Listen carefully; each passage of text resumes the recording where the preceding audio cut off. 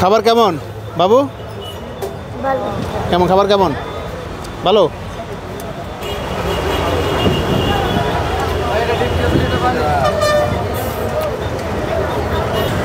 খাবার কেমন ভাইজান? ভালো না?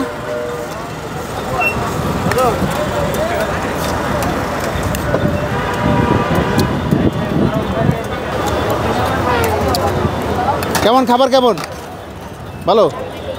বাড়ি কই? গাজীপুরে। তো এই অবস্থা কেন? আপনি কাজ করেন না কেন? আপনার তো হাত পা সব ঠিক আছে। হ্যাঁ, কই অ্যাক্সিডেন্ট? এটা তো শিখেছে এগুলো, এটা তো হ্যাঁ, এটা তো আপনি সরকারি হাসপাতালে গেলে ওষুধ খেলে আপনি ঠিক হয়ে যাবেন, কিন্তু আপনার এই কন্ডিশন কেন? এটা কোনো ব্যাপার না, এটা সামান্য, এটা কাজ করার জন্য এটা কোনো সমস্যা না, ঠিক না ভাইজান? কোনো সমস্যা না। তুমি কাজ করো না কেন? হ্যাঁ, কাজ করো না কেন?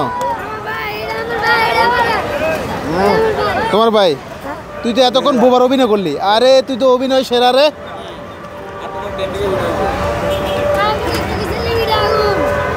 আচ্ছা, খাবার কেমন হলো বলো? ভালো। আচ্ছা, সমস্যা নাই। এখন তুমি বাড়িতে যাবে না কেন এটা বলো? হ্যাঁ, বাড়িতে যাবে না কে? তোমার আব্বু আম্মু তোমার খোঁজ করে না? খোঁজ করে না? প্রিয় বন্ধুরা, আবারও বলছি, এই বাচ্চাটার বাড়ি হচ্ছে বরিশাল। এখনকার মতো অবস্থা দেখে বোঝা যাচ্ছে যে সে অল্প কিছুদিন হয়েছে যে ঢাকাতে আসছে। এখনও পর্যন্ত ঢাকার যে নেশার জগৎ, সেই নেশার জগতে এই বাচ্চাটি এখনও পা দেয়নি। কিন্তু এভাবে কিছুদিন যদি এয়ারপোর্টে, রেল স্টেশনে, বাস স্টেশনে থাকে, তাহলে অল্প কিছুদিনের মধ্যে তাহলে নেশার জগতে পা রাখবে। আমরা আশা করি তার আগেই ছেলেটি তার বাড়িতে ফিরে যাবে, তার মা বাবার কোলে ফিরে যাবে। যদি সামর্থ্য থাকে তাহলে পড়ালেখা করবে, অথবা মা বাবার কোলে পিঠে লালন পালন হবে। এইভাবে ঢাকা শহরে অযত্নে, অবহেলায় পড়ে থেকে একসময় তারা অন্ধকারে হারিয়ে যাবে। আমরা এটি প্রত্যাশা করি না। আমরা প্রত্যাশা করি তারা বাংলাদেশের সম্পদ হবে, পড়ালেখা করুক অথবা নাই করুক। পড়ালেখা না করলেও সামাজিক পরিবেশে মা বাবার আদর যত্নে লালন পালন হবে, কাজ শিখবে, দেশের সম্পদ হবে, এই প্রত্যাশা করি। বাড়িতে যাবা? বাড়ি বরিশাল। নাম বলো। নাম?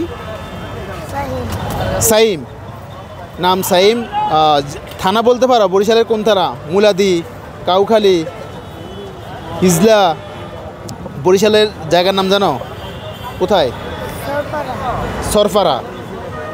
বরিশালের সরফারার সন্তান। মেবি অল্প কিছুদিন হলো ঢাকা শহরে আসছে। আমরা প্রত্যাশা করব সে তার মায়ের কোলে ফিরে যাবে।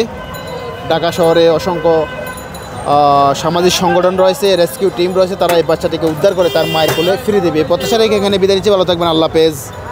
এয়ারপোর্ট থেকে এয়ার খান, সিটি বয়েস, ঢাকা।